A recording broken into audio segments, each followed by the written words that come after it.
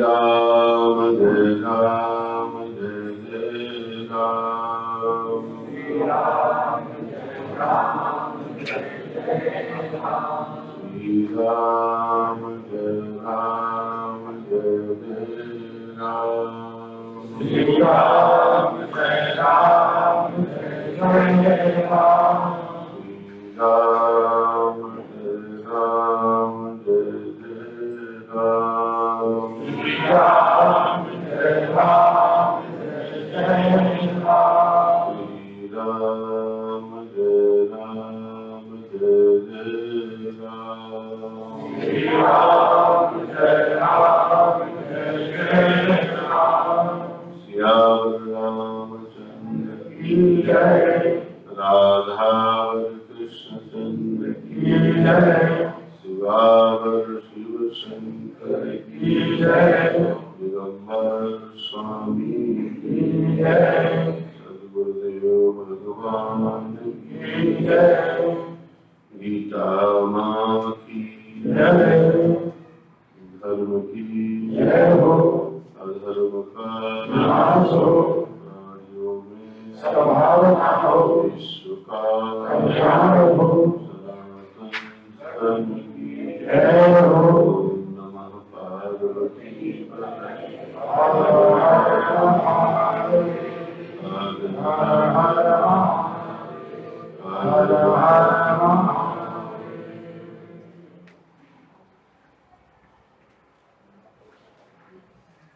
श्री गीता जी आचार्यों ने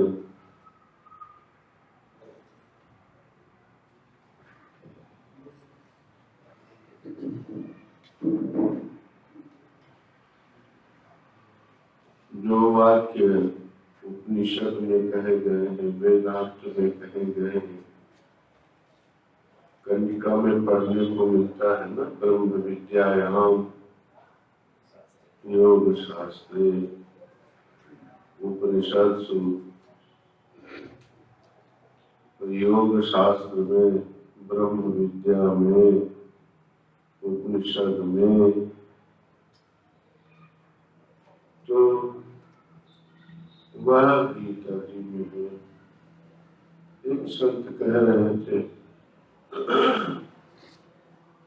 गीता जैसा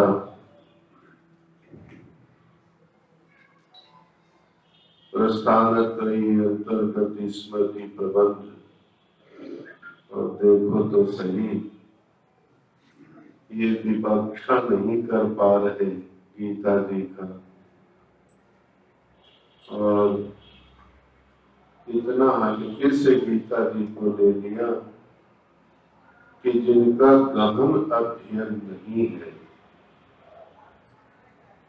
उनको अधिकार दे दिया गीता जी में बोलने का, कहने का। महात्मा का कहना था कि समग्र शास्त्रों का जब अध्ययन हो जाए और अध्ययन करने के बाद फिर अंतःकरण में विषय रस का सर्व त्याग हो जाए, उसके बाद गीता जी पढ़ी जाए तो रस समझ में। ये वो गीता जी जो वाक्य कहे।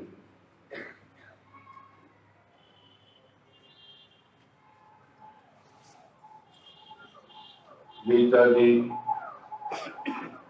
शोक की निवृत्ति करते हैं, या योग कह दें कि पूर्ण शांति प्रदान। हमारे जीवन में शब्द की यात्रा में एक शब्द आया है, टेंशन। बड़ी सरलता से सब लोग कहें बड़ा टेंशन हो गया आज। बहुत लोग टेंशन शब्द का प्रयोग करने लगे।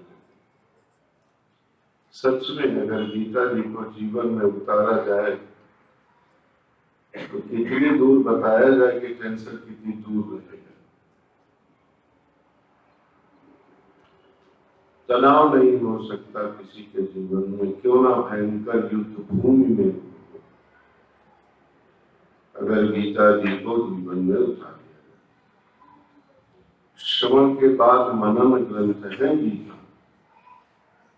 इसे मनन करना है और जो वस्तु नित्य प्राप्त है उस नित्य प्राप्ति की वस्तु की नित्य अनुभूति करनी।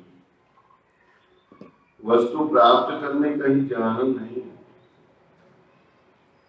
हमने अपने जीवन में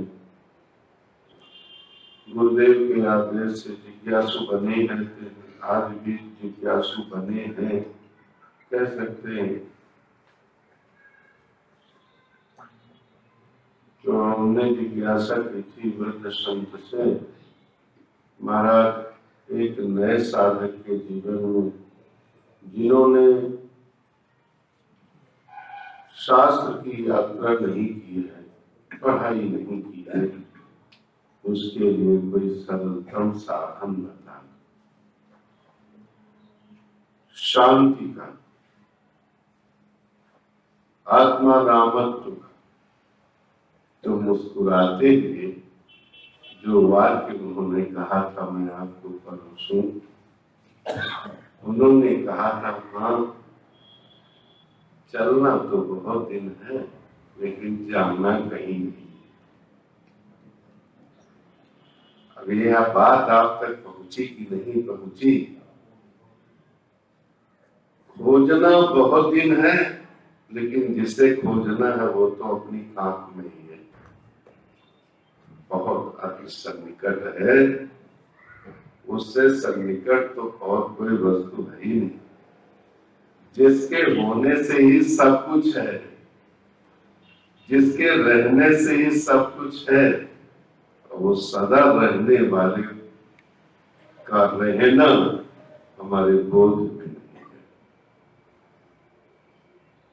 जैसे कारण से ही कार्य है, तो कोई भी कारण ले लो, जल लहरों का कारण है और जल का अभाव कर लो तो लहर होगी तो कहाँ होगी। पर दृष्टि हमारी लहरों में है, जल में नहीं है। जैसे ही जल में हमारी दृष्टि आ जाएगी तैसे ही हमारे हृदय में समष्टि का बोध हो जाए।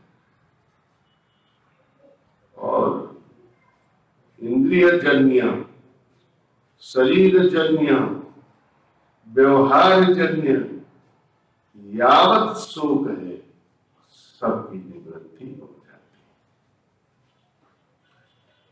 तो शोक की निवृत्ति होती है तब शांति शब्द कहा जाता है। शांति मिल गई, शांत हो गए, दुख की निवृत्ति हुई तो सुख और शांति की समृद्धि का प्रवचन शुरू होता है। गीता जी 3 तरह से व्याख्यान करती है सोपान पर,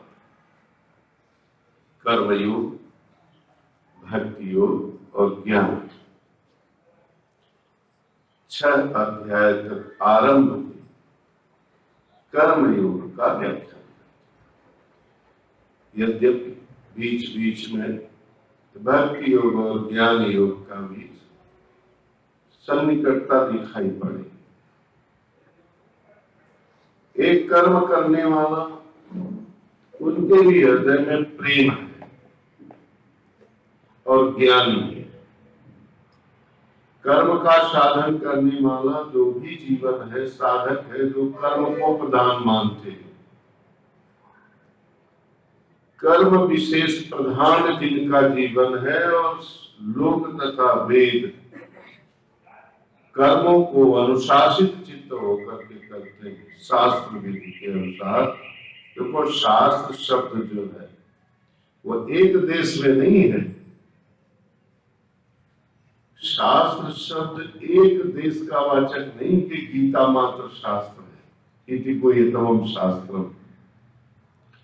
अरे भाई, आज के न्यायालय में पढ़ा गया जो कानून ग्रंथ है वो भी शासन करते हैं, इसलिए वो भी शास्त्र है। 1 लाख मंत्रों का जो वाङ्मय स्वरूप वेद का है, वेद का इतना ही तात्पर्य नहीं है। वेद का तात्पर्य है समग्र ज्ञान। जहां जहां ज्ञान हो रहा है वह वेद है। वेद संकीर्ण शब्द नहीं है, जैसे हमारी संस्कृत भाषा संकीर्ण भाषा नहीं। जब संज्ञा प्रकरण पढ़ते हैं, 14 सूत्रों की संज्ञा की जाती है, उस समय अ ई उर आदि जो अक्षरों का 14 सूत्रों में पढ़ा जाता है, दुनिया की मनुष्य भाषा में ही नहीं, मैं तो ये कहता हूं कि पशु और पक्षियों की भी आवाज में हमारे अक्षर बां, तो बां आप उन 14 सूत्रों के अंतर्गत देख सकते हो। हमारा जो जीवन है वो संकीर्ण नहीं, एक देश में जब हम उपासना आरूढ़ होते हैं तो निश्चित रूप से है गंतव्य तक पहुंचने के लिए एक ही साधन में आरूढ़ होकर पहुंचा जाता है। साधनों की निम्नाधिकता नहीं है अगर वो हमें गंतव्य तक पहुंचा। तो गीता शास्त्र में अधिकार भेद से जिनको कर्म पर विश्वास है, अभी उन्हें यह मन में आता है कि देवी देवताओं का जो वर्णन है वह कुछ संदेह के घेरे में है। हमें कर्म हम कर रहे हैं, गीता जी कहती है आप बिल्कुल कर्म पर विश्वास करो, लेकिन उस कर्म को परोपकार में जो करो। युक्त शब्द कहा गया गीता में, युक्ता कर्म फलम त्यक्त्वा, और इसी में भी शांति माप्नोति नैष्ठकी, कितना सुंदर है, थोड़ा दर्शन करें गीता जी में। युक्ता कर्म फलम त्यक्त्वा, कर्म त्यक्त्वा नहीं कहा है, बिल्कुल कर्म नहीं छोड़िए। आप जो कर्म कर रहे हैं, जो आपको कर्म मिला है उसे करिए। झाड़ू बहारू वाला, आपको झाड़ू बहारू का कर्म मिला है विद्यालय में, उसे आप करिए, सावधान होकर के करिए। हम लोग अभी कटरी ग्राम के यज्ञ की प्रशंसा करते हैं, वहां की सेवा की प्रशंसा करते हैं, और सेवा में सबसे ज्यादा प्रशंसा करते हैं कि हजारों लोगों ने भोजन प्रसाद पाया पत्तल में। वह यज्ञ परिसर कितनी दूर से कितनी दूर तक था, जो गए उन्होंने देखा, लेकिन एक पत्तल क्या, एक दोना परिसर में नहीं था। अब आप समझो कि कितनी निष्ठा से उन्होंने पत्तल उठाने का काम किया होगा, और मैं समझता हूं कि यज्ञ भगवान उन पर अवश्य प्रसन्न हुए होंगे जब यज्ञ रूप भगवान स्वयं अवतारी कृष्ण होकर पत्तल उठाने का कार्य करते हैं, साफ सफाई का काम करते हैं। तो कहीं भावुकता के बस होकर हम विचार नहीं कर रहे। गीता जी का एक निर्देश है, युक्ता कर्म फलम त्यक्त्वा शांति माप्नोति नैष्ठिकीम् अयुक्ता काम कार्येण फले सक्तो निबध्यते। हमने अगर अपने समीपस्थ कर्म को समुचित होकर के नहीं किया है तो वह फलासक्त होकर शोक से निवृत्त नहीं होता है। बस इतना समझ। अब युक्त किसको कहते हैं ये थोड़ा सा सुन लीजिए गीता जी की दृष्टि में। ज्ञान विज्ञान त्रितात्मा, बस हो, ज्ञान विज्ञान त्रितात्मा,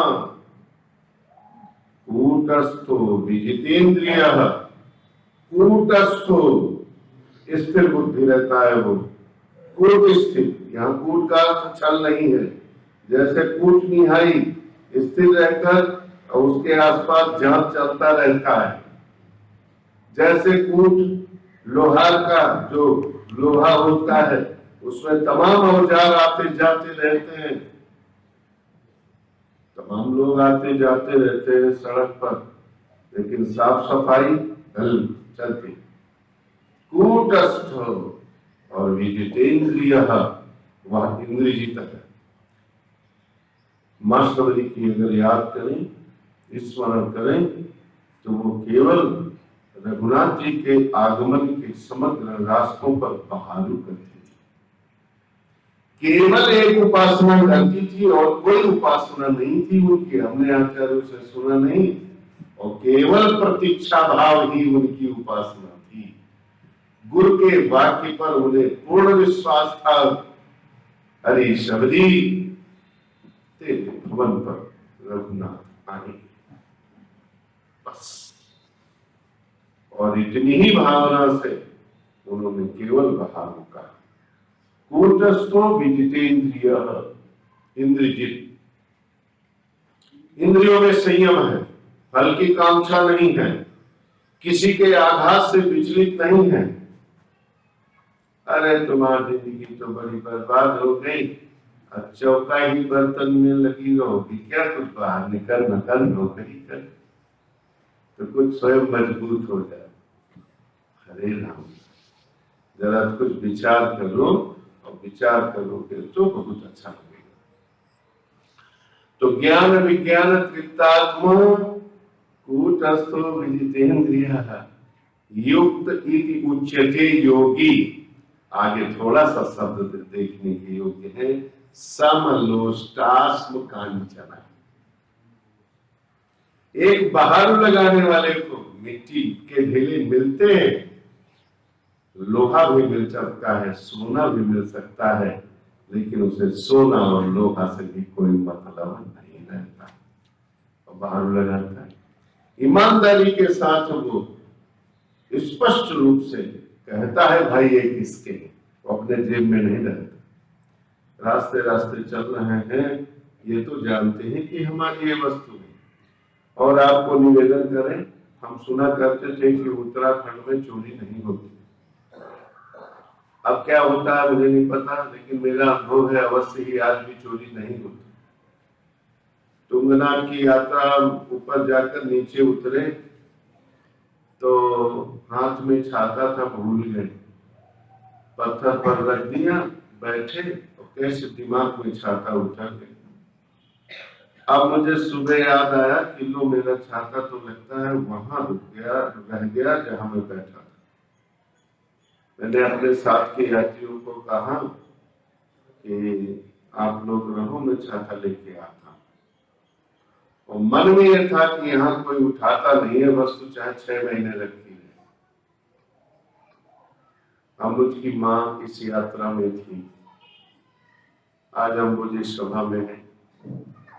मैंने कहा कि आप लोग रुको, मैं छाता लेके आता हूँ।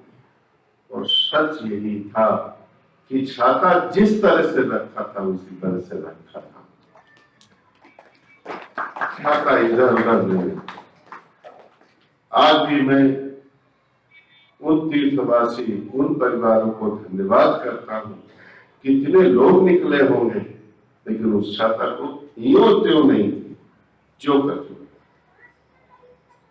सज्जनों, इस समय बैठकर अवसर आने पर हमने प्रशंसा ही तो की, स्तुति ही तो की। तो अगर हम अपने कर्म में दक्ष हैं तो यहाँ भगवान कहते हैं जो युक्त है वह शाश्वत शांति को प्राप्त करता है, शाश्वत सुख को प्राप्त करता है। मैंने सुना है कई बार आपाधापी में, व्यवहार में, संग्रह में क्या क्या लोग करते हैं, लेकिन वो आत्मबल शून्य रहते हैं और उनके निकलने के द्वार भी होते हैं। ये हमने आपको कर्म परक गीता जी के निश्चय को बताया। अब आप भक्ति योग का निश्चय सुन लें, बहुत सुंदर स्थल है। जब भगवान कहते हैं आपिचे सुदुराचारो भजते माम अनन्य भाग साधुरेव समन्तव्य सम्यक व्यवसितो ईशः क्षिप्रम भवति धर्मात्मा शाश्वत शांति निगच्छति कौन्ते प्रतिजानी ही नमे भक्ता प्रणश्यति। यदि आपको भगवत गीता के वाक्यों पर विश्वास है और सुख शांति की आवश्यकता है तो भगवान कहते हैं सुदुराचारो, यहां लिखा है सुदुराचार। दुराचार ही शब्द अपने आप में बहुत कठिन हो गया, लेकिन सु माने अति, बहुत खराब जीवन हो गया है जिसका, वह अगर अनन्य भाव से मेरा भजन करता है तो उसके जीवन का विक्षेप सब समाप्त हो जाता है।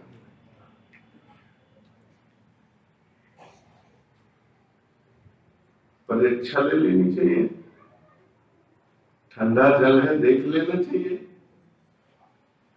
पुराणों के प्रमाणों के अनुसार जिनके चरणों का स्पर्श करके महाराजा सगर के पुत्र असमंजस, उनके पुत्र दिलीप और दिलीप के पुत्र भगीरथ एक लंबी यात्रा करके तप 1 लाख वर्ष इन लोगों ने तप किया है। अब हम किस तरह से स्वीकार करते हैं मां गंगा को। और मैं तो निवेदन करता हूं जिनके चरणों की भक्ति कितनी महत्वपूर्ण हो सकती है कि जिनके चरणों का स्पर्श किया हुआ जल जो खाक हो गया है जीवन, और उसका स्पर्श कर ले वो तर जाता है। तो इससे बढ़कर के और क्या मानव को विश्वास दिलाया जा सकता है। बुद्धिमान को अनन्य भाव से प्रीति करने पर योगक्षेम की चिंता छूट जाती है। समष्टि रूप ईश्वर कहीं न कहीं ऐसे संयोग लगाते हैं जिन संयोगों से इसे शांति मिलती है। भोक्तारम यज्ञ तपसाम सर्वलोक महेश्वरम सुहृदम सर्वभूतानाम ज्ञात्वा मां शांति गच्छति। ये उपासना की सज्जनों, इस तरह से मैं इस जगह कह सकता हूं, रे कहकर, रे संबोधन करके कह सकता हूं, रे मानव, रे बुद्धिमान मानव, तुम्हें 1000 बार चुनौती दे करके कहता हूं। चुनौती देना, तुम बुद्धि की ताकत लगा करके और इस सत असत का विवेचन करोगे, जो सत मिलेगा और सत्य में प्रतिष्ठा मिलेगी तभी तुम्हें शांति मिलेगी। जब तक असत की प्रतिष्ठा रहेगी, भले ही स्वप्न के महल को एक विशाल बना लोगे, आनंदित हो जाओगे, लेकिन यह स्वप्न तुम्हारे साथ कभी रहने वाला नहीं है। अगर रहेगा तो यही एक सत्य रहेगा और सत्य से ही शांति। और जब ज्ञान पर चर्चा करती है गीता तो स्पष्ट दिखाती है। और जब हम 6वें अध्याय से 7वें अध्याय से जब चलते हैं और 12वें अध्याय तक जाते हैं तो यहाँ भक्ति योग, हमने जो उक्तियां प्रस्तुत की हैं भक्ति योग में, वो इन्हीं अध्यायों के। ज्ञान पर जो विवक्षा चलती है वो 13वें अध्याय से चलती है। और अगर हम सुनने के लिए सावधान होकर बैठ जाएं तो स्पष्ट दिखाई पड़ता है कि यह ही आत्मा है और यह आत्मा जिसका कभी निषेध नहीं होता है, जो सदा प्रकाश रूप रहता है, और यही आत्मा अपना आप परमात्मा का स्वरूप। 15वें अध्याय में भगवान श्री कहते हैं सर्वस्य चाहम हृदय सन्निविष्टा, सभी के हृदय देश में मैं प्रविष्ट हुआ हूं और स्थिर। आरंभ के जो संभवतः 10 श्लोक हैं जिनके बल पर 2 अध्याय सांख्य योग नाम से कहा गया है, उसमें आत्मा माने हमारे तुम्हारा जो वास्तविक स्वरूप है, ये तो मुखौटा है ऊपर वाला, ये हाड़ मांस का खून चूसण वाले आए थे तो हमको लगा ये त्वचा के अंदर तो खून नहीं है,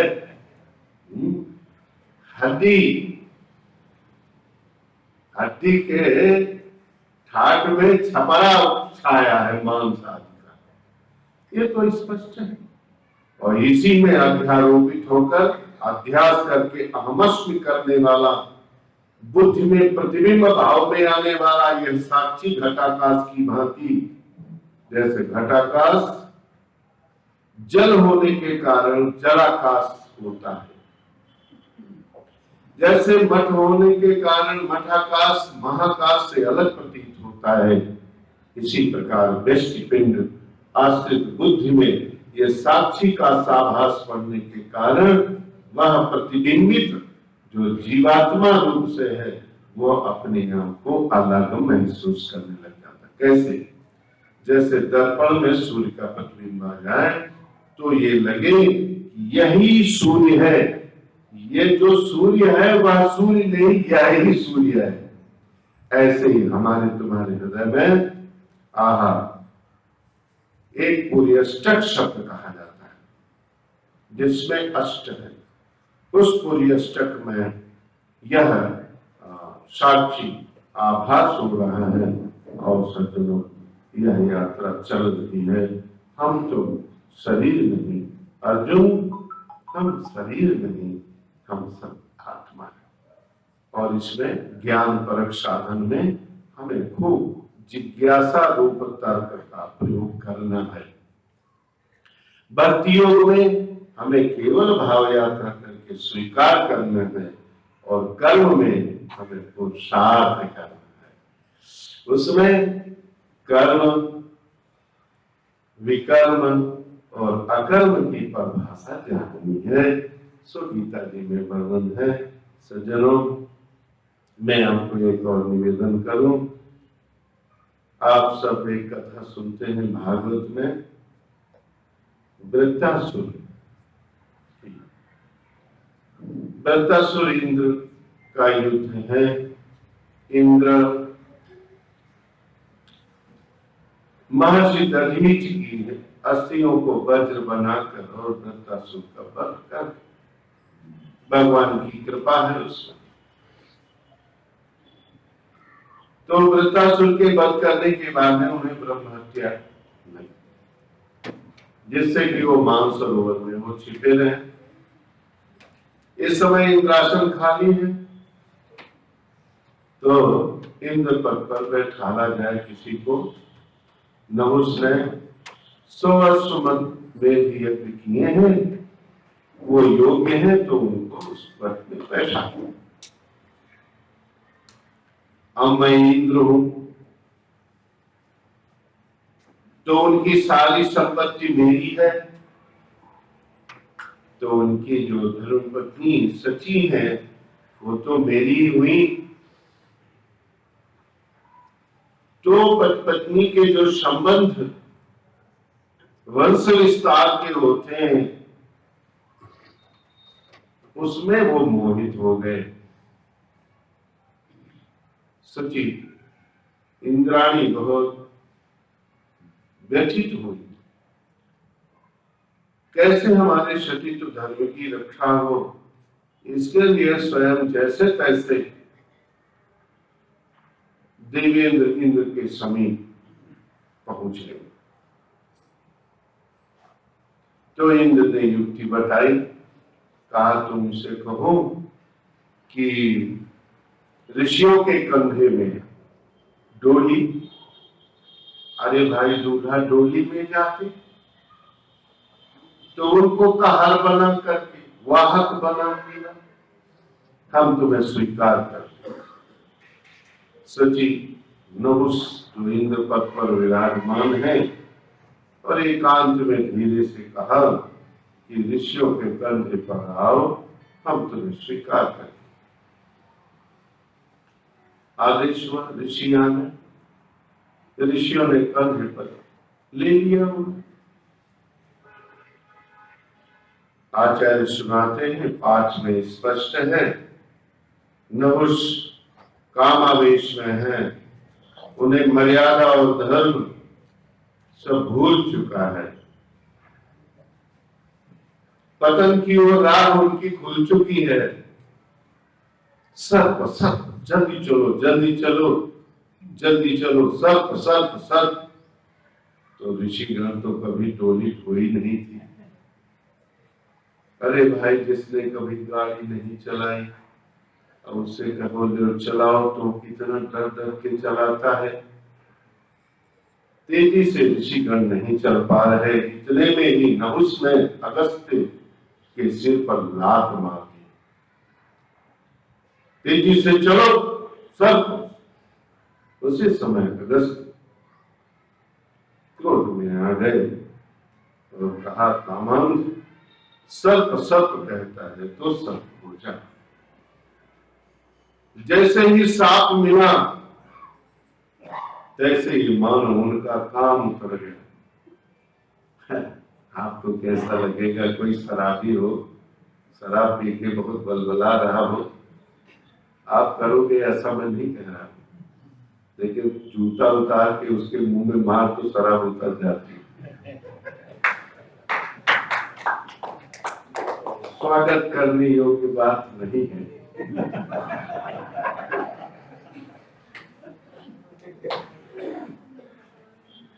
कुछ आवेश इसी तरह से होते हैं। मेरे पूज्य स्वामी जी के समीप एक व्यक्ति तो आए, कहने लग गए, महाराज मुझे क्रोध बहुत आता है। जैसे उन्होंने कहा क्रोध आता है, तो हमारे पूज्य स्वामी जी बांदा जिला के थे। आवाज वैसे भी पुराना जीवन था, गड़म गड़म बोलने लग गए और जो भी असली शब्द हो सकते हैं उनका प्रयोग करने लगे। तो वो तो परशुराम स्वरूप में लीला मंच में अभिनय करते थे। कहने लग गए, वरे तो ही गुस्सा नहीं आई, मैंने इतना कर दिया। मुस्कुराने लग गए। कहा, क्रोध तो कमजोर के प्रति आता है, अपने से बलवान के प्रति कभी नहीं। तो क्रोध हम अपने जो स्नेह स्वरूपा पत्नी है उससे दिखाएंगे, या स्नेह जो अति कर रहा है उसे पति से दिखाएंगे क्रोध। आखिर बात से बात निकलती है। मैं आपको निवेदन करता हूं, नहुस का काम तो समाप्त, चरणों में लोटपोट हो गए। महाराज, कहा मैं इंद्रपद, कहा वात जीवी है सर्प जो सदा भयभीत रहता है। सर्प भी भययुक्त रहता है। वो तो साधारण खरोच लग गया उसके शरीर में तो चींटियां चाट जाती हैं उसको अपनी देह की सुरक्षा करना बड़ा मुश्किल होता है। उसको ठंडी गर्मी बहुत लगती है भैया। हमने तो सुना है प्रेत योनि और सर्प योनि बहुत नजदीक है। तो अगस्त्य मुनि क्यों ना हो संत बड़े दयालु होते, उनकी कृपालुता वहां प्रकट हो गई। उन्होंने कहा, तुम्हारे प्रश्नों का जो उत्तर दे उसे से तुम्हारे ये सर्प छूट। हम सर्प योनि में चले गए।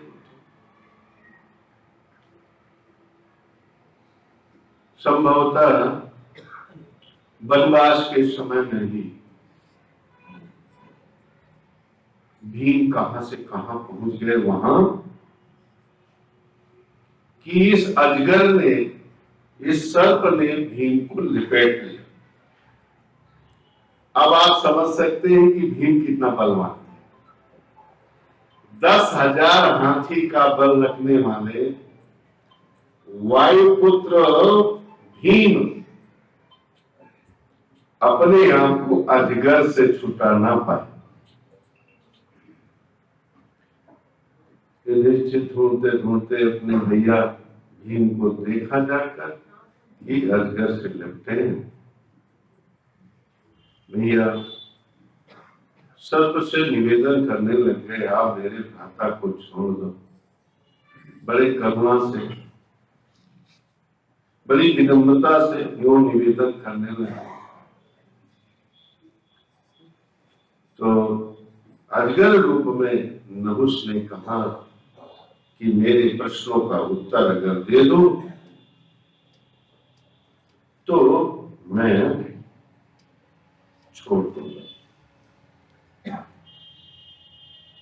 इसी समय जो मुझे पाठ मिला है, 2 प्रश्न किए हैं सर्वलोक ने उसने। ब्राह्मण किसे जानना चाहिए और जानने योग्य तत्व क्या है? सज्जनों, ब्राह्मण उसे जानना चाहिए जिसके जीवन में सत्य, दान, क्षमा, सुशीलता, क्रौर्या भाव, क्रूरता का भाव, क्रौर्या भाव, तपस्या और दया हो। ये गुण जिनमें दिखता हो उन्हें ब्राह्मण जानना चाहिए। एक तो रूढ़ी अर्थ होता है, रूढ़ी शब्द प्रयोग एक सिद्धांत शब्द होता है, इन्हें ब्राह्मण जानना चाहिए। और ज्ञान करने योग्य क्या है? तो जानने योग्य, अगर शोक से निवृत्त होना है तो जानने योग्य तो केवल ब्रह्म तत्व है। तो सज्जनों, जो भीम उस भयंकर सर्प से अति बलवान होने पर भी अपने को ना छुटा पाए, वो 2 प्रश्नों के उत्तर आ जाने पर छोड़ दिए गए। 1000 बार विषयों का प्रयोग करके बहुत धन सामर्थ और समृद्धि बढ़ जाएगी, बढ़ती जाएगी, बढ़ाना चाहिए। पौराणिक समृद्धि इस तरह की दिखाई पड़ती है चिकित्सा के क्षेत्र में सज्जनों, कि सिर अलग कर दिया गया, डाल से डाल जड़ लगी है और जोड़ करके वनस्पति विज्ञान में फसलों पर भी काम पूरा किया है। अब एक चीज तो दिखाई पड़ने लग गई, सादृश्य मनुष्य। क्रोम क्या शब्द प्रयोग करते हैं? सिर हटाकर और किसी दूसरे की योनि का सिर जमा देना फिलहाल अभी हमारे बीच आया नहीं, और पुराणों में अगर उपलब्ध है तो मान लेना चाहिए। सज्जनों, विज्ञान की समृद्धि पुराणों के प्रमाणों को प्रमाणित कर रहा है, इसलिए मैं सदा विज्ञान की समृद्धि को सम्मान देता रहता। मैं अनुचित नहीं ठहराता ये मान, पुराणों में जो वर्णन है उसे हम पाते चले जा रहे हैं। पुराणों में असीमित समृद्धि, मानव अदृष्ट होने की समृद्धि, विमान अदृष्ट हो जाने की समृद्धि, सब मृत जीवन को जीवित कर लेने की समृद्धि पुराणों में वर्णन है। और उन्हीं पुराणों में कहा गया कि भौतिक और दैविक समृद्धि प्राप्त होने के बाद में भी अगर आत्म तत्व ब्रह्म तत्व का बोध नहीं हुआ तो ये मानव शांति का अनुभव नहीं कर सकता। इसलिए गीता ज्ञान जो आत्म तत्व का विश्लेषण करती है, मैं सतत निवेदन करके, आग्रह करके कहना चाहता हूं कि गीता आज नहीं कल समझ में आएगी। जैसे दूसरे भाषा भाषियों की भाषा हम तक आती है, बचपन से मुश्किल होती है समझना, लेकिन बार बार अभ्यास करने पर वह सरल हो जाती है।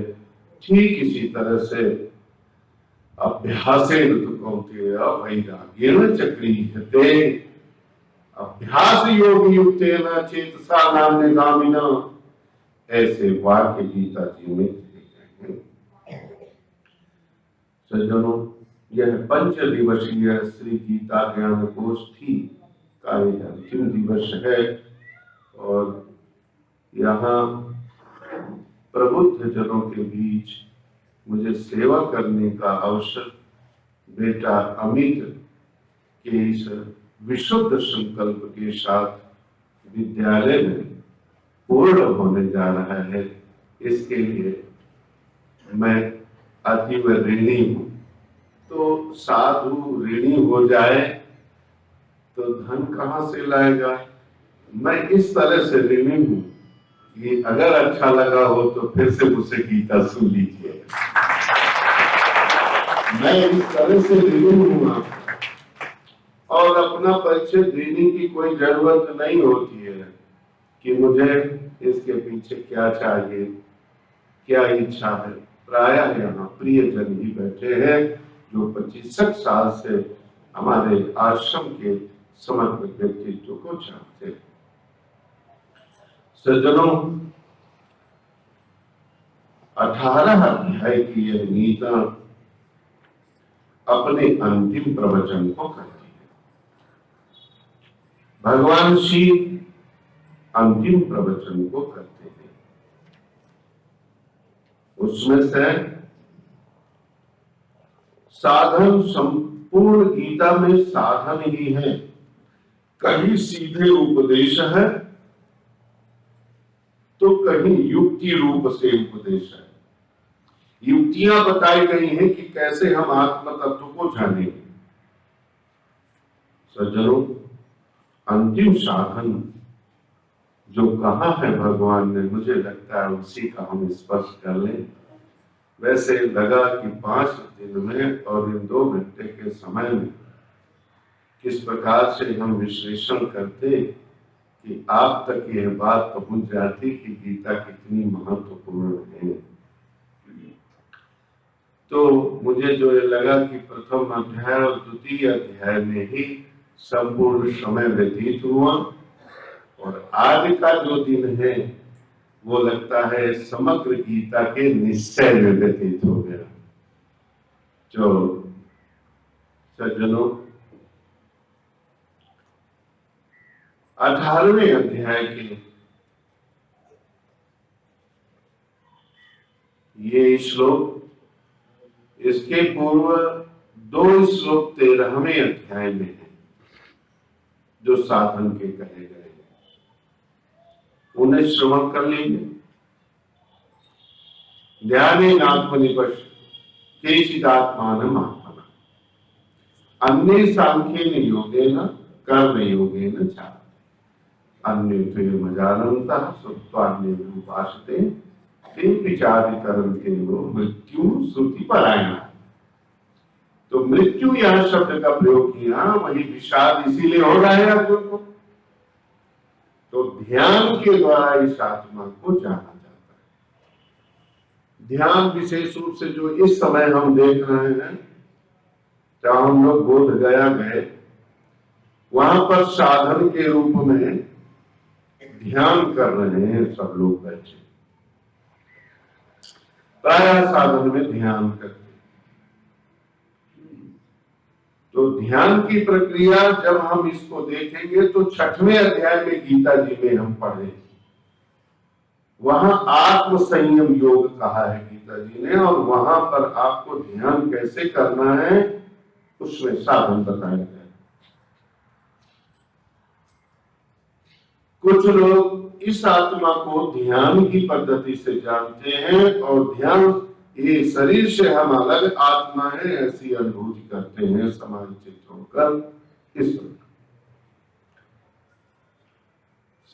सांख्य, तो ये जो संख्या है आपको ये साधन 13वें अध्याय में पढ़ने को मिलेगा गीता जी में।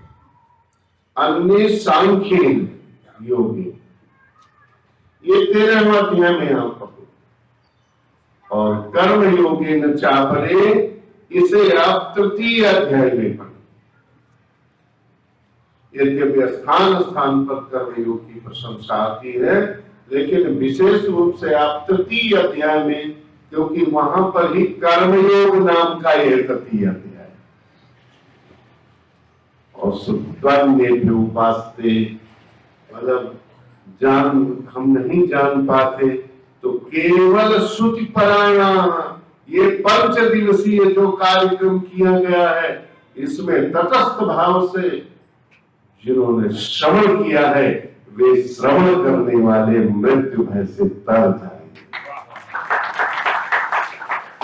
अन्य त्वयम् अजानन्तः श्रुत्वान्ये उपासते तेऽपि चातितरन्ते वो मृत्यु शुभ परायण। श्रुति पारायण, पारायण शब्द कहा गया है, देखो भाई, एक बार भी नहीं, श्रुति पारायण।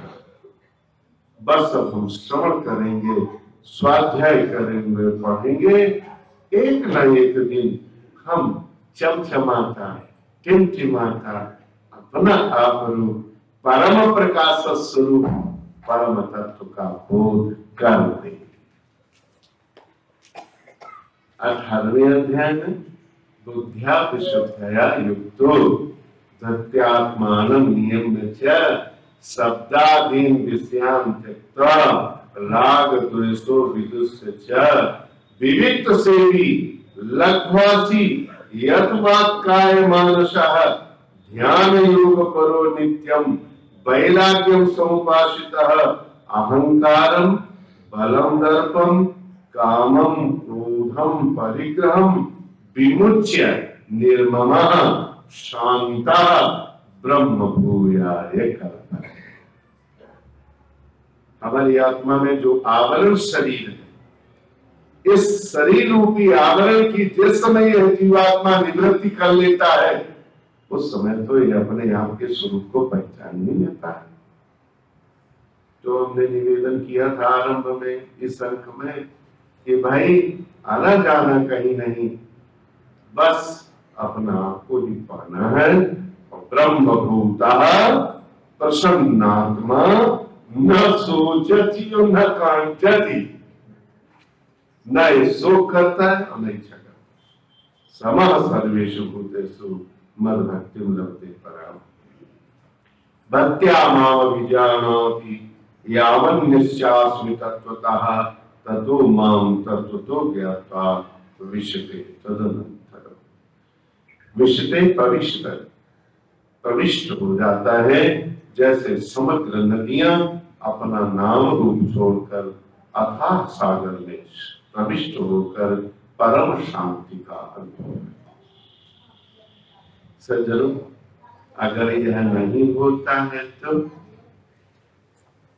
तो बहुत अंतिम उपदेश है, सर्वधर्मान् परित्यज्य मामेकं शरणं व्रज अहं त्वा सर्वपापेभ्यो मोक्षयिष्यामि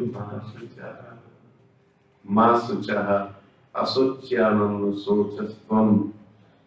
जो शोक करने योग्य नहीं है उसे तुम शोक करते हो, तुम शोक मत करो, क्योंकि हम अपना आप रूपात्मा अमर हैं। इसका साधन भगवान कहते हैं सभी धर्मों को छोड़ो। मैं याद करना चाहता हूँ, विद्यालय बांदा विद्यालय संस्कृत विद्यालय के प्रधानाचार्य, उन्होंने एक बार जिज्ञासा करी, चलते चलते ट्रेन में मिल गए हम लोग, अब विचार चल पड़ा, तो विचार में ये कहा गीता जी में सर्वधर्मान् परित्यज्य, बोलो धर्माद्युक्ताश्रेयो अन्य क्षत्रियस्य न विद्यते स्वधर्ममपि चालक्य न विकम्पितुमर्हसि। जहां धर्म की बात कही जाती है वहां कहा सर्वधर्मान् परित्यज्य मामेकं शरणं व्रज। जो उन्हें पसंद आया था, पहली बार किसी ने ऐसी जिज्ञासा करी थी, इसलिए प्रश्नकर्ता जिज्ञासु का स्मरण होना स्वाभाविक है। आपको भी पसंद आएगा उत्तर। उन्होंने कहा अगर ग्रंथ की परिभाषा एक ग्रंथ से नहीं पूरी होती है तो तत्संबंधित ग्रंथों का अध्याहार करना चाहिए। तो भागवत जी में पढ़ो, धर्मम भजस्व सततम त्यज लोक धर्म। तो सर्वधर्मान माने इंद्रिय धर्मान, विषय धर्मान परित्यज्य, और भगवत धर्म माने भगवत साधन का अनुष्ठान करके अगर हम भगवान के चरण शरण में चले जाते हैं तो अवश्य ही सुख की निवृत्ति हो जाती है। सज्जनों, भगवान की शरण में जाना भी एक धर्म है। जीवन में कोई साधन ना हो तो हमने निवेदन किया, जैसे मां सबरी, केवल मुझे प्रभु मिलेंगे ऐसा गुरु जी का निर्देश, बस इतना ही। तो एक वाक्य अगर गीता जी का जीवन में उतर जाए, कैसे? सर्वतः पाणिपादम तत्सर्वतोक्षि चिरो मुखम सर्वतः श्रुतिमल्लोके सर्वमावृत्य तिष्ठति। ये 13वें अध्याय के पाठ है। अगर यह अनुभव करें कि ये जो विराट दर्शन हो रहा है, इसमें मैं करके अलग अलग पिंड भाव में जो हाथ पैर चल रहे हैं, ये मैं तो एक एक शरीर में हो सकते हैं, लेकिन मैं का आधार देने वाला जो है वो परमात्मा ही है। तो दिखाई नहीं पड़ता है, दिखता नहीं है, लेकिन ये मान्यता ही हमें एक ना एक दिन दर्शन करने का अवसर दे देगी, जैसे सबरी को दे। अपना आप है तो सर्वधर्मान परित्यज्य मां एकम शरणं। अब अर्जुन के लिए तो निर्देश ये है, देखो अर्जुन, अगर तुम अहंकार बस युद्ध नहीं करते हो तो ये तुम्हारा मिथ्या अभिमान होगा, क्योंकि इस समय तुम आवेश में हो, तुम्हारा जो स्वभाव है वो यही है। तो इसलिए प्रमाद को धारण करके और युद्ध नहीं करूंगा ऐसा कहना नहीं चाहिए। तुम युद्ध में प्रवृत्त हो और सुनो, तुम युद्ध नहीं करोगे। ईश्वर का अवतार धर्म की रक्षा के लिए है, और ईश्वर सर्वभूतानां हृदयसे अतिष्ठति ब्राह्मण सर्वभूतानि यंत्रारूढ़ानि माया। तो इस श्लोक का आश्रय लेकर, इस वाक्य का आश्रय लेकर हम सब उन समस्त रूप अवतार स्वरूप परमात्मा को प्रणाम करते हुए ये निवेदन करें कि हमारे जो प्रेरणा दे वो धर्म की ओर ही दे। हमारे आचार्य कहते हैं, पलके खुली सूर्योदय हुआ, तो सूर्योदय से पहले हमारी पलकें खुल जाएं, और जब सूर्य जैसे स्वामी के आने से पूर्व सेवक जग जाए और स्वामी से ये प्रार्थना करें, क्या करें? कि हमारी बुद्धि को सत्कर्म में प्रेरित करें। हे सविता, तो हे ईश्वर सर्वभूतानां हृदयसे अर्जुन तिष्ठति ब्राह्मण सर्वभूतानि यंत्रारूढ़ानि माया। देखो, तमेव शरणं गच्छ। सभी भावनाओं के साथ उन्हीं की शरण में जाए तो अच्छा स्वामी अच्छी प्रेरणा देंगे। अब दर्शी स्वामी वही प्रेरणा देंगे। तो जो सबका ईश्वर करते हैं वो विद्या उपहित है, उनसे जब हम सभी भावनाओं के साथ उनकी शरण में जाएंगे तो अवश्य अच्छी प्रेरणा देंगे, और गीता जी को हम पढ़ेंगे और आत्म तत्व का बोध करेंगे। सबसे गोपनीय बात में ही सर्वधर्मान परित्यज्य है। मन मना भव मत भक्तो मद्याजी माम नमस्कुरु मामेव वैश्यसे सत्यम ते प्रतिजाने प्रियोस्मि। ये 2 बार आया है। वैसे इस तरह के स्वभाव का एक बार और भी भगवान ने कहा, मत कर्म कृम मत परमो मत भक्ता संग वर्जिता निर्वैरः सर्वभूतेषु यह समामेति पांडव। संभवतः 11वें अध्याय में उपदेश है अंतिम। मन मना भव मत भक्तो मद्याजी माम नमस्कुरु। इसमें मुझे बहुत प्रिय लगता है, भगवान अपने सखा के सामने माने सौगंध खाते हैं, कहते हैं मैं प्रतिज्ञा करके कहता हूं तुम मेरे मन वाले बनो तो सही, जैसे तुम मेरे मन वाले बनोगे वैसे ही तुम्हारे दुख की निवृत्ति हो जाए। सज्जनों, ये गीता ज्ञान अंतिम श्लोकों में वहीं पर ठहरता है कि जो ध्यान नहीं कर सकते, सांख्य नहीं समझ सकते, कर्मयोग की प्रणाली को अच्छी तरह से अपने चित्त में नहीं बैठाल पाते, कह रहे थे ना भाई कि चलो बिना वेतन के, बिना पारितोषिक वृत्ति के हम सेवा करते हैं सरकार की, संभव होना बड़ा मुश्किल सा लगता है। तो सज्जनों, उसी तरह से कुछ है ना कर्मयोग का, तो कर्मयोग भी नहीं कर सकते। लेकिन अगर हम सदा सदा गीता अनुष्ठान करके श्रवण प्रवृत्ति बना के रखेंगे तो अवश्य ही हमारे जीवन में आनंद आ जाएगा। और यहाँ पर अंतिम भगवान आदेश करते हैं, अर्जुन जो मैंने गीता ज्ञान तुम्हें सुनाया है, यह जो तपस्वी नहीं है उसे न कहो। इदम ते न तपस्काय न भक्ताय कदाचन, जो मेरा भक्त नहीं है उसे मत कहो। जो सुनना नहीं चाहता जबरदस्ती बैठा के मत सुना।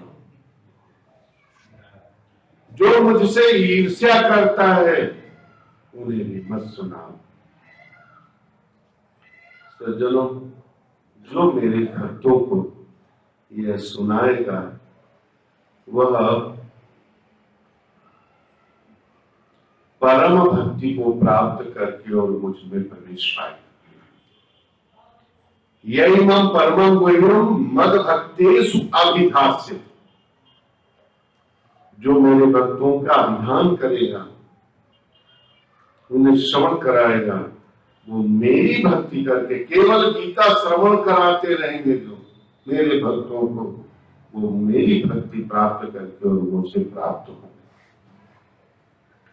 भगवान ने कहा न च तस्मान् मनुष्येषु कश्चित् मे प्रियकृतम् श्रेष्ठतम,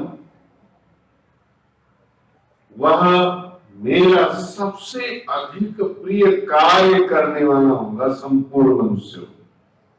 प्रिय कार्य जब हम किसी के लिए करते हैं तो प्रसन्नता होती है, तो वह सबसे अधिक प्रिय कार्य करने वाला होगा। और इससे वो सबसे अधिक प्रिय कार्य करने वाला है, और वह प्रिय कार्य करने वाला होगा, उससे अधिक प्रिय कार्य करने वाला कोई भी नहीं होगा।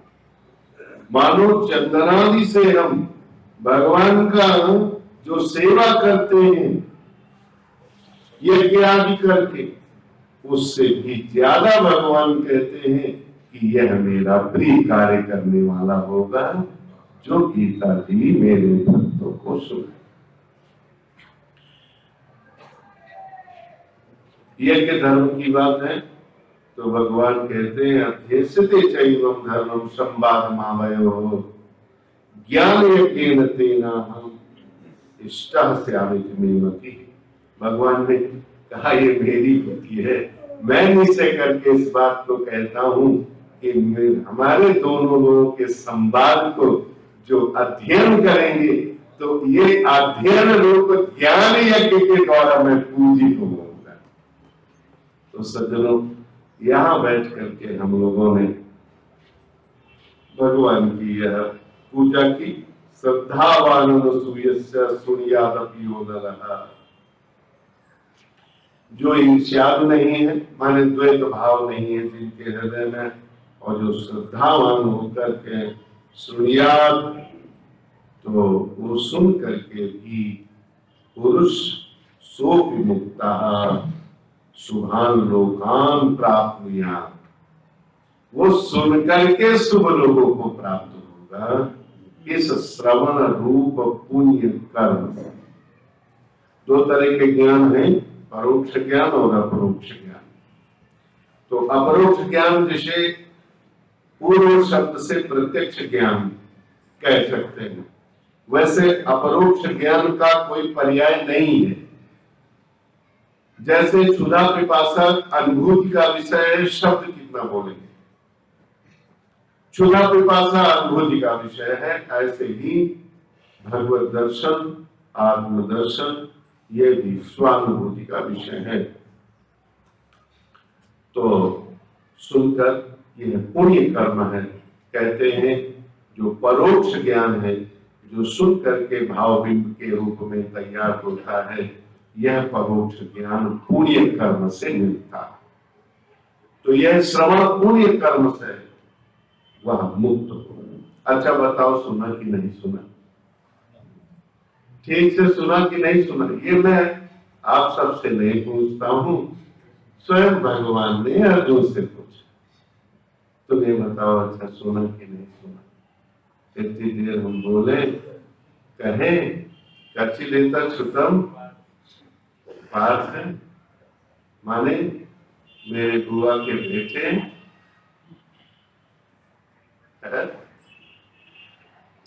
मां कुंती का जो चरित्र है वह बड़ा प्यारा है। सभी लोग अपने बुआ को स्नेह तो बुआ भी, तो इस समय मुझे अपनी भी बुआ की याद आ गई है। वो मुझे दूसरे के आम के पेड़ के से आम कैसे चुराना चाहिए ये भी मुझे सिखा दिया था।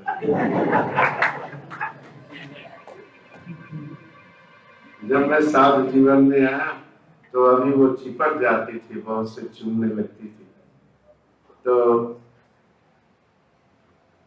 दूसरे बुआ बहन बड़ी थी तो उनके बेटे मुझसे भी ज्यादा आए थे, मतलब समकालीन, पिता कालीन समकालीन वो थे। तो उन्होंने धीरे से कहा, मतलब अपनी मौसी से कहा, साधु हो गए हैं, अब इनको चूमा न करो।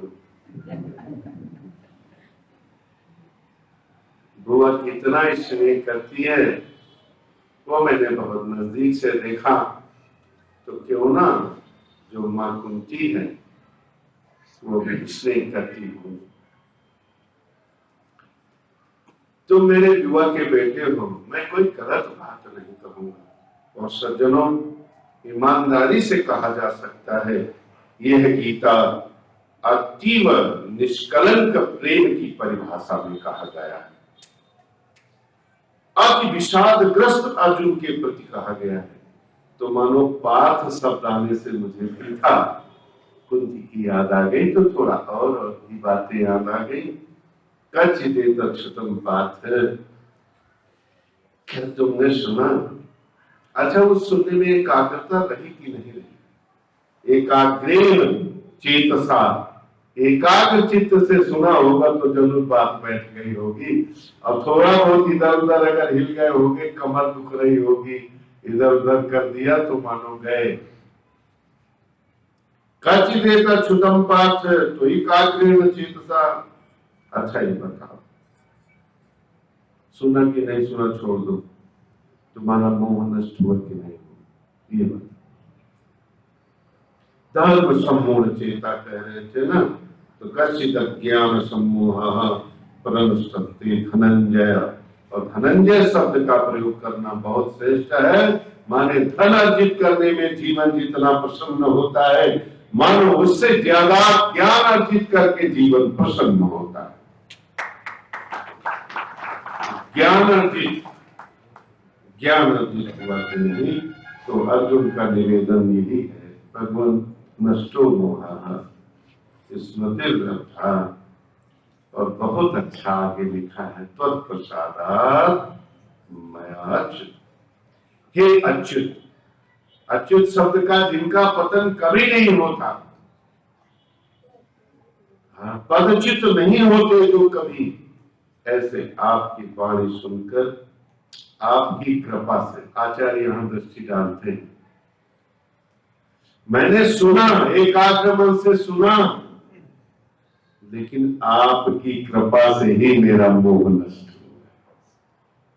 कई बार हम लोग सुना करते हैं, लेकिन अनुग्रह जब तक हमारे जीवन में भगवान का नहीं आता, बिल्कुल समझ लो कि मोह नष्ट नहीं होता। तो सज्जनों, श्रवण रूप कर्म के साथ साथ उपासना इसलिए करनी है कि हमें गुरुदेव का अनुग्रह प्राप्त हो, उनकी कृपा प्राप्त हो, और इस कृपा प्रसाद से श्रवण करके और हम अपने आत्म तत्व का बोध करें। धन से संबंधित, स्वजनों से संबंधित, शरीर से संबंधित या अन्य लोक से संबंधित जो हमारे जीवन में दुख के पहाड़ टूटते हैं वो कभी ना टूटे। हमारे जीवन में भी दुख के पहाड़ टूट रहे हैं ना, किससे संबंधित होकर हम दुखी हो रहे हैं? जब दुखी होना उस समय विचार कर लेना कि हम किससे संबंधित हैं, और अगर हमने जन्म लिया है तो भाई चाहे जितना बड़का आदमी होए, कहीं न कहीं दुख का स्पर्श उसको होता है, सदा रहता है। तो दुख की निवृत्ति भगवान की कृपा तथा गीता जी के श्लोक से। धृतराष्ट्र उवाच से आरंभ होकर संजय उवाच राजन इत्यहं वासुदेवस्य पार्थस्य च महात्मनः संवादमेवं संशय मद्भुतम रोमहर्षणम। मेरे तो रोमहर्षित हो रहे हैं। वासुदेव और पार्थ के और महात्मनः, महात्मा का, ये महात्मा है। मैं कह सकता हूं कि जो गीता ज्ञान पढ़ते हैं वो किस वर्ण जाति के हैं, मैं समझता हूं वो महात्मा है। तो महात्मा ये बड़ा अद्भुत, और यह भैया हो स्वपुरुषार्थ नहीं। यहाँ भी कुछ कहने वाले हैं संजय कि व्यास प्रसादात् छुत्वा नहीं तो गुह्यमहं परम। व्यास प्रसादात् छुत्वा नहीं तो गुह्यमहं परम। योगम योगेश्वरात् कृष्ण साक्षात् कथयतः स्वयं। आचार्य कहा करते हैं कि वेद जाने अनजाने निकलते हैं, और बुद्धिपूर्वक भगवान अवतार स्वरूप धारण करके दृष्टि डाल करके और उसे निकाल रहे हैं, तो अवश्य ही कहीं थोड़ा भी अन्यथा उक्ति नहीं है, अन्य उक्ति नहीं है, सब सार्थक उक्ति है। राजन संस्मृत्य संस्मृत्य संवादमेव अद्भुतम केशवार्जुनो पुण्यम तस्याम च मुहुर्मुहुः। मैं तो बार बार प्रसन्न हो रहा हूँ, मानो धृतराष्ट्र के प्रति, अपने राजा के प्रति संजय कह रहे हैं कि महाराज आप भी प्रसन्न हो रहे हो कि नहीं हो रहे? तो धृतराष्ट्र महाराज तो महाभारत हमने अवलोकन नहीं किया है, पर भागवत तो अवलोकन किया ही है। भागवत हृदय आप सबके कर कमलों में आ रही है। जब कभी आप प्रथम स्कंद भागवत हृदय का भी पढ़ोगे तो धृतराष्ट्र जी यहाँ पर संजय से सुनकर भले ज्ञानवान न हुए हो, लेकिन ठीक इसी तरह के सादृश्य संवाद को जब विदुर जी ने कहा तो धृतराष्ट्र ज्ञानवान होकर विमुक्ति प्राप्त किए। तो गीता ज्ञान पहले संजय से सुन लिया और इसकी प्रशस्ति विदुर जी ने कर दी, तो जरूर श्रवण क्रम संख्या से आज हमसे आपने सुना है, मुझसे अधिक श्रेष्ठ ज्येष्ठ विवेकशील कोई त्याग निष्ठा से संपन्न जब साधु जीवन श्रवण कराएगा तो मैं समझ सकता हूँ, कह सकता हूँ कि हम सब विमुक्ति के क्या अधिकारी बन जाएंगे और हम अपने आत्मतत्व को समझ लेंगे। तच्च संस्मृत्य संस्मृत्य रूपमत्यद्भुतम हरे, जिसे हम आपको श्रवण नहीं करा पाए समय के अनुसार। अर्जुन ने कहा भगवान जो आप व्याख्या कर दे रहे हैं अब आपसे बढ़कर के कौन होगा? पहले से भी हम सुनते आए हैं, अशितो देवलोक ऐसा सब कहते चले हैं आपके स्वरूप को, और आप जब अपने स्वरूप को कह ही रहे हैं तो हमें दर्शन क्यों नहीं आप देते हैं? तो उसी समय भगवान ने कहा कि मैं तुम्हें दिव्य चक्षु देता हूं। बस यही थोड़ा सा इस स्तर पर, ये चर्म चक्षु का विषय नहीं है, यह दिव्य चक्षु का विषय माने बुद्धि चक्षु का विषय है। और बुद्धि में जब ये बात उतरने लग जाएगी, माने बुद्धि चक्षु में मोतिया बिंद हो गया है, बुद्धि चक्षु आवृत हो गई है, और जब दवा पड़ेगी या ऑपरेशन तो होगा, तो मोतिया बिंद जब हट जाएगा तो वही बुद्धि योग प्राप्त करके दिव्य चक्षु हो जाएगी, और जब दिव्य चक्षु हो जाएगी तो भगवान का यह विराट स्वरूप जो इदम करके शब्दादि रूप में फैला है, यह भोग के रूप में ना दिखाई पड़ेगा, ये भगवान के रूप में दिखाई पड़ेगा। अभी तो शब्द का भोग रूप से जो दर्शन हो रहा है, फिर योग रूप से दर्शन होगा। सज्जनों, परमहंस रामकृष्ण ने जिनके साथ 7 भावनें पड़ी थी, वो पत्नी रूप से ना दिखाई पड़ करके मां रूप से दिखाई पड़ी। सज्जनों, वह कौन बुद्धि चक्षु है जिस बुद्धि चक्षु से तुरंत वास्तविक चीज दिखाई पड़ती। एक सन्यासी कह रहे थे, नारी नारी नहीं, नारी में जो आत्मा है, माने नारी रूप में जो जीवात्मा है, सन्यासी उसका दर्शन करता है, नारी हाड़ मास का दर्शन नहीं करता। पुरुष का जो दर्शन कर रहा है, हाड़ मास पुरुष से बातें नहीं करता। इसमें जो प्रस्फोट है जिस आत्म तत्व का, जिसके प्रस्फुटन से ये इंद्रियां अपने अपने व्यवहार में प्रस्फुटित हो रही है, उनका यदि दर्शन करता है, व्यवहार करता है। सज्जनों, तच्च संस्कृत्य रूपम अति अद्भुतम हरे। मैंने भी देखा, अर्जुन दर्शन कर रहे थे, तो वह अद्भुत रूप देख करके मेरा मन बहुत हर्षित हो रहा है। विस्मयों में महान, मुझे बड़ा विस्मय हो रहा है। हृदयामि च पुनः पुनः, मैं बड़ा प्रसन्न हो रहा हूं। बस ये श्लोक आप भी पढ़ लेंगे, और पहले मैं पढ़ूंगा। अब आपने हमारे लिए अगुवाई कराई है, मुझसे भी अधिक समझदार और विद्वान। मुझे लगता है, मुझे ऐसा अनुभव हुआ कि किसी को लगता है गीता याद है क्या, समझ है। जैसे मैं बोल रहा था इस श्लोक, ऐसे वो भी बोल रहे थे। उन्होंने कहा वो इन्हें भी याद है। और ऐसी सभा मिल जाए कि जो मैं गाना बजाना चाहता हूँ वही वो गाना बजाए, तो फिर कितना अच्छा साथ हो सकता है। तो मुझे लगता है ये है कि आप सब विज्ञ हैं, बहुत गीता जी के नजदीक हैं, और नहीं शहर से इतनी दूर आने पर इतने लोग तो न आते। तो गीता में रुचि है आपकी, और गीता पढ़ी जाए। आओ हम ये अंतिम श्लोक जो हमारे शास्त्र की मंच की परंपरा है, उसका अनुमोदन करें। पहले मैं पढ़ता हूँ और फिर आप पढ़ेंगे। फिर इसके बाद जो सभा संचालन को जो निर्धारण हुआ है उसके अनुसार तेज से किया जाए। यत्र योगेश्वरः कृष्णो यत्र पार्थो धनुर्धरः तत्र श्रीर्विजयो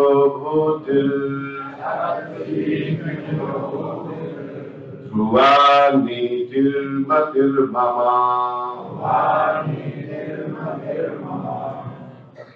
यत्र योगेश्वरः कृष्णो यत्र पार्थो धनुर्धरः तत्र श्रीर्विजयो ध्रुवा नीतिर्मतिर्मम। रटन लगे तिरुगा राम ही राम,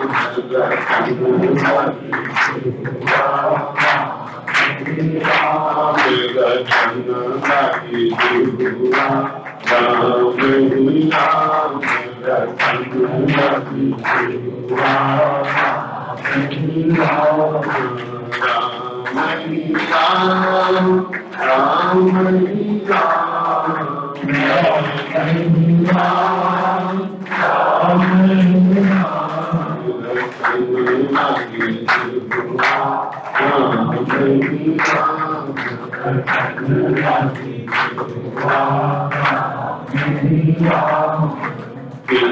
के सर्ग में रंग जमावे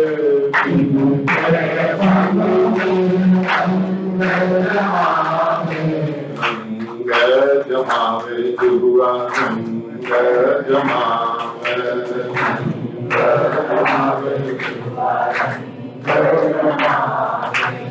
इनके संग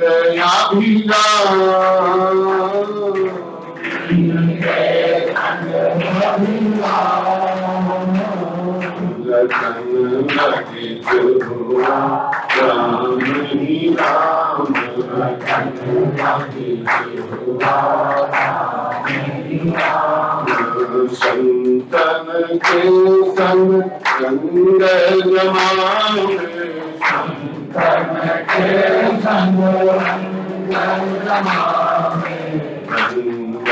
जमावे जुआ रंग जमावे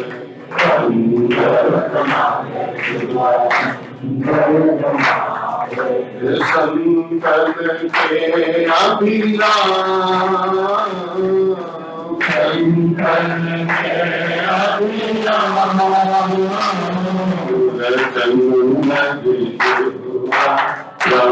राम ही राम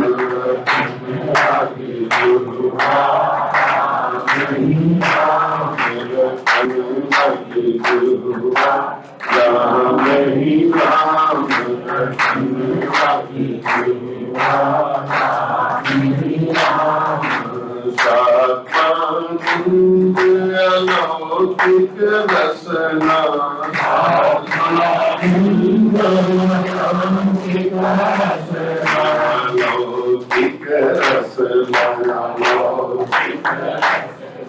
अलौकिक रसना अलौकिक यही सयानों का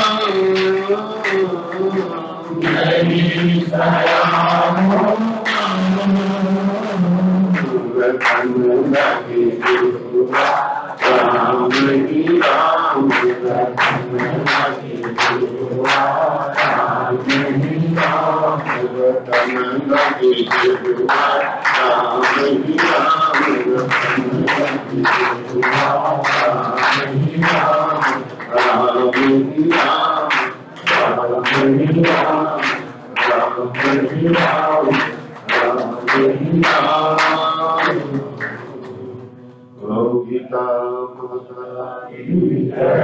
हरि ओम पूर्णमदः पूर्णमिदं पूर्णात् पूर्णमुदच्यते पूर्णस्य पूर्णमादाय पूर्णमेवावशिष्यते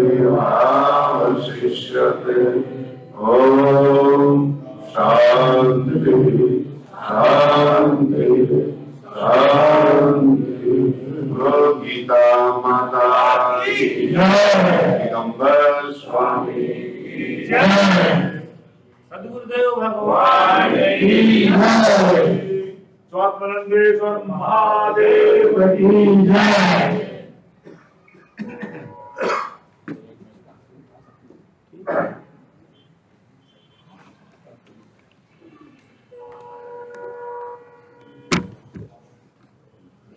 अखंड मन